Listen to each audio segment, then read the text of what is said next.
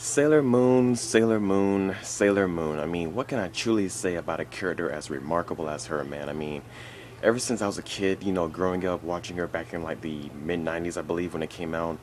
I mean, she was like I say, man, she is remarkable, and to this very day, I adore her, man, as a character. I mean, she is. I love everything about her personality. I mean, she's very spontaneous. She's ambitious.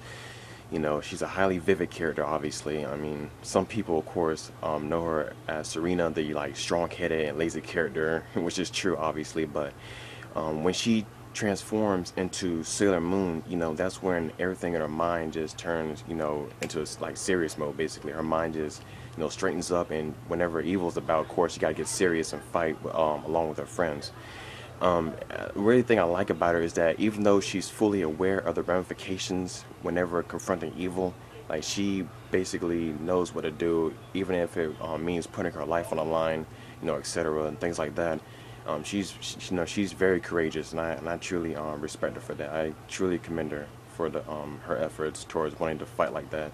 Another thing in which I like about her is that even though there may be some points where she feels as if she has given up on hope when trying to fight the enemy, she always has her friends by her side trying to back her up, and to basically boost her spirits into wanting to fight again to protect everyone that she truly cares for.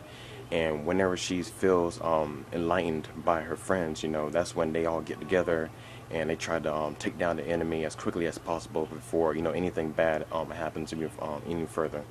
And so, like I said, man, I truly like her for that. I commend her again. She's awesome, basically. Another thing in which I truly liked about the series and her Sailor Moon is that if you can recall, if you ever watched the TV show, is that at the end of each episode, like before the credits are about to show, she would basically talk about the current conflict that had basically occurred within that episode, and she would try like deduce it and break it down and try to compare what had happened in that episode with current events, with current conflicts, I should say, in the real world. And she would just try to like help you, figure things out and how to make sure that you don't get in these situations. And if you do get in these situations by hand, by some chance, obviously, she'll basically like help you. Like she was basically like a teacher, just give you like hints, tips of what to do and things like that. And to be honest, that those tips basically helped me out when I was watching the show. It helped me in life, become like a better person and to fix situations like that. Whenever I get caught in like tough situations, I know how to get myself out of it. And I just go about my life, happy and so I truly like the show for that, and I like her for that, basically. To be honest, basically, Sailor Moon was my first anime that I have ever watched before Dragon Ball Z, Bleach, Naruto, One Piece, any other anime before that. She basically got me started on just watching anime. I just fell in love with it, and I just kept on with it. So basically, again, I commend her for that. So long live Sailor Moon, I guess. Yeah.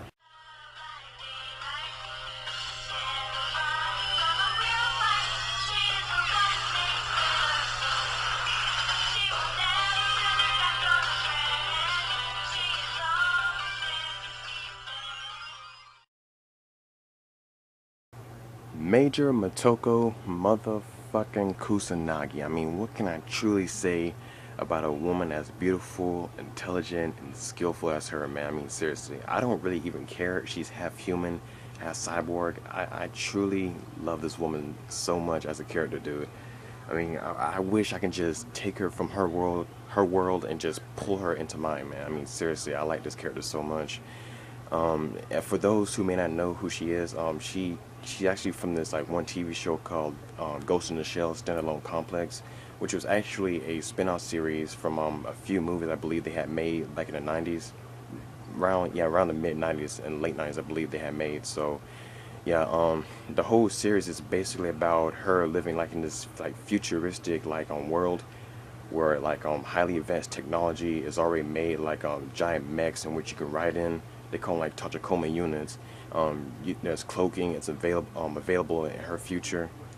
Um, like I said, man, highly advanced weapons, all that is already made in this futuristic timeline, basically. And she's actually the leader of this police force called like Section 9, and their main goal is to basically protect their city from like terrorism, or like basically terrorism that may occur from like any parts of the world. You know, it's their duty to go out there and to fight terrorism and to make sure that nothing happens, you know, that would put other people's lives in jeopardy and things like that. She's a very skillful woman, man. I mean, she's talented, smart, brilliant. I believe I already said that before. um, like I said, she's very skillful with a weapon. She's a very diligent and scrupulous leader. She takes no for an answer, and she always makes sure to get the job done. This is one guy who tells her, you know, obviously what to do. It's like her chief, her boss, basically. He gives her the orders of what they need to do, and then she tells her other companions, you know, her other partners, on what to do and where they need to go and things like that. I mean, she is seriously, she's highly intelligent. She got a wonderful head on her shoulders. To be honest, man, I mean, seriously, she is a badass character, and I advise you to go watch the movie and to also watch the series as well. I mean, she is a truly remarkable character, and I am pretty glad to even decide to put her on my list in the first place. Man, I mean, sorry, I'm babbling again. To even put her on the list to begin with, she's just an awesome character. You know, I like her so much, man. I mean, seriously, she is beautiful. I mean, like I said again, man, I'm glad to put her on my list.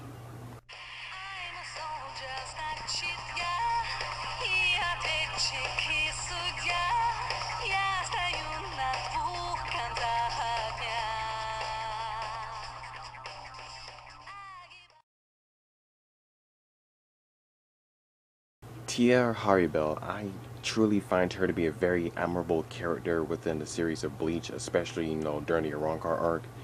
And her position of being the number three Espada and to be the only female of the Espada, you know, it just put her at a weird, awkward position, obviously. But of course, it really didn't affect her, obviously. I mean, I can't imagine it actually affecting her. Consider her countenance, her appearance, as the way how she looked. I mean, she really didn't care about the other people. All she cared about was devoting herself to Aizen to show how strong and powerful she was.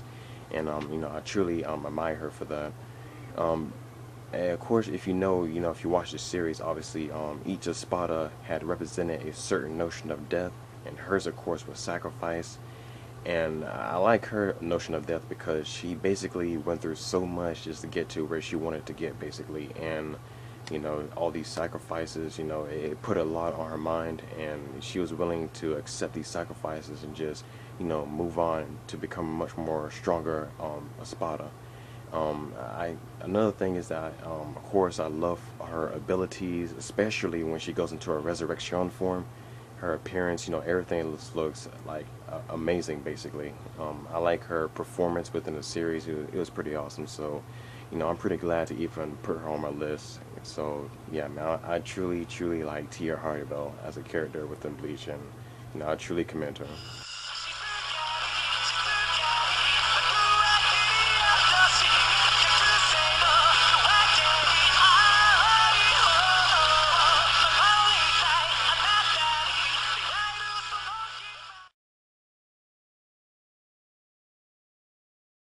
Malka Alburn at number two on my list. Now, she definitely deserves to be at that spot on my list because I find her to be the ultimate definition of a hardworking and diligent girl. Like, she is set on wanting to become the ultimate Meister at her academy. I mean, I truly commend her for that, man. Because I like characters who have one goal in mind and they just want to go for it and be able to fulfill that goal, obviously. And of course, like I said, hers is to become an ultimate Meister, along with her other allies too at the academy, along with their weapons. It's pretty cool, man. I like everything about the character.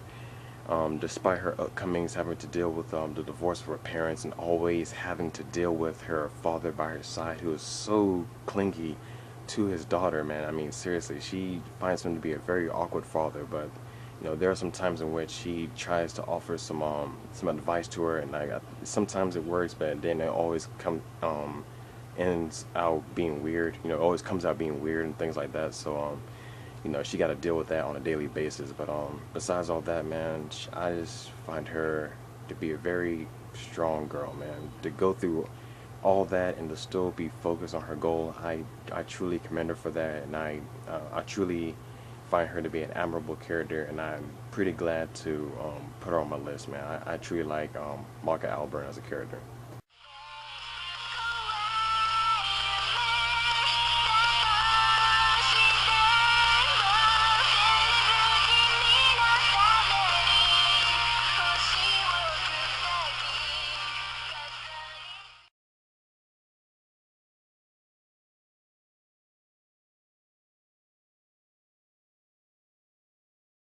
What can I say, man? I mean, obviously, she had to be number one. I mean, out of all the anime female characters that I could possibly think of out of different series, I just had to put Mikasa at number one. I mean, seriously, man, this girl is absolutely one of the most admirable characters that I could think of, man. I mean, seriously, the type of hardship that she basically had went through as a child. I mean, that's enough. That's enough information for me to even want to put her at number one, man. I mean, seriously, she went through so much as a child, having her parents being killed by a bunch of murderers, and then later growing up to have like a very stern and a bit of a stoic personality, man. I mean, she is badass within the series, man. I mean, I just had, like I said before, man, I just had to put her at number one. She's awesome. You guys agree that she's awesome. I mean, seriously, man, she's like one of the badass chicks, man, I can even think about. I mean, I truly find her to be a very admirable character. I'm not sure if I already said that, but if I did, I'll say it again, man. I mean, seriously, she's truly admirable. I commend her, man. She's very intelligent. She's very skillful. She know what she's doing within that series. Obviously, I mean, that's why she's still living this long. I mean, it's a pretty cool series, man. I mean, of course, if you haven't seen the series, obviously, I mean, I don't know who haven't seen the series so far, but for those who haven't, I I strongly advise you to go and watch the series and to also read the manga, which is still ongoing. You should just immerse yourself within the series, man, and just try to fall in love with this character, Mikasa Ackerman. I mean, of course, she deserves to be number one. Obviously, I truly, truly like this girl. She will always be my number one favorite admirable female anime character of all time. Truly.